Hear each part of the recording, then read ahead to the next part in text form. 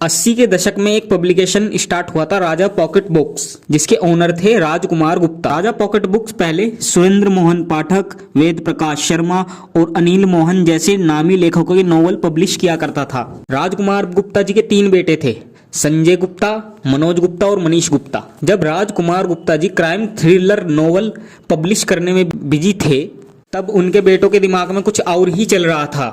संजय गुप्ता और मनोज गुप्ता एक comic book publication start करना चाहते थे। एक शाम दोनों भाइयों ने अपने पिता से बात की और स्टार्ट हुआ राज कॉमिक्स, जो कुछ ही सालों में इंडिया का सबसे बड़ा कॉमिक बुक पब्लिकेशन बन गया। शुरुआत में राज कॉमिक्स माइथोलॉजिकल, थ्रिलर और एडवेंचर कॉमिक्स पब्लिश किया करता था। 86 के आसपास इन्होंने अपना पहला सुपर हीरो नागराज को इंट्रोड्यूस किया और ये करैक्टर बहुत ज्यादा पॉपुलर हुआ। अगर करैक्टर की बात की जाए तो नागराज के अलावा ध्रुव, डोगा, परमाणु, तिरंगा, भोकाल, शक्ति, एंथोनी, डैश डैश डैश बहुत सारे करैक्टर हैं। 90 का दशक राज कॉमिक्स के लिए गोल्डन एरा था।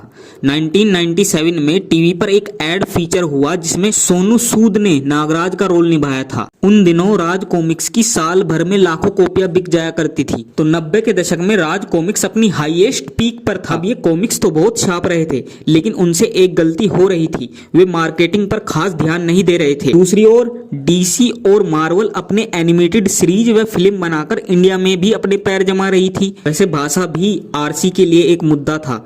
आरसी अपने कॉमिक केवल हिंदी में ही पब्लिश किया करती थी। बीच में उन्होंने कुछ कॉमिक्स इंग्लिश में भी पब्लिश किए, लेकिन काफी कम। देखिए, अगर कॉमिक इंडस्ट्री की बात की जाए तो उनकी ज्यादातर जो कमाई होती है वो इनके प्रोडक्ट से आती है। कॉमिक के करैक्टर के नाम पर लोग प्रोडक्ट खरीदते हैं। आप खुद देखिए, 90s में हमने स्पाइडरमैन का स्कूल बैग देखा है, सुपरमैन का स्कूल बैग देखा है, स्पाइडरमैन की एग्जाम पैड भी देखी है, स्पाइडरमैन का ज्योमेट्री बॉक्स भी देखा है। लेकिन क्या कभी नागराज, ध्रुव, डोगा, शक्ति, तिरंगा, परमाणु इनमें से किसी का भी स्कूल बैग या एग्जाम पैड देखने को मिला या कोई प्रोडक्ट देखने को मिला? नहीं।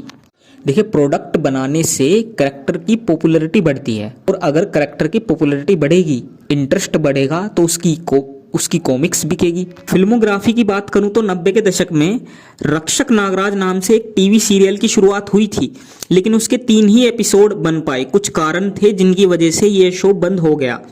2017 में राज कॉमिक्स ने अपने यूट्यूब चैनल पर नागराज का कंसेप्ट ट्रेलर भी रिलीज किया था। वो सीरीज भी अभी तक नहीं बन पाई है। 2014 में डायरेक्टर अनुराग कश्यप डोगा पर एक फिल्म बनाना चाहते थे, लेकिन उनकी बॉम्बे वेलवेट फ्लॉप हो गई, तो ये फिल्म नहीं बन पाई। कुछ समय पहले ये भी न्यूज सुनने को मिली थी कि करण जौहर नागराज पर एक फिल्म बना रहे हैं जिसमें रणवीर सिंह नागराज का रोल निभाएंगे।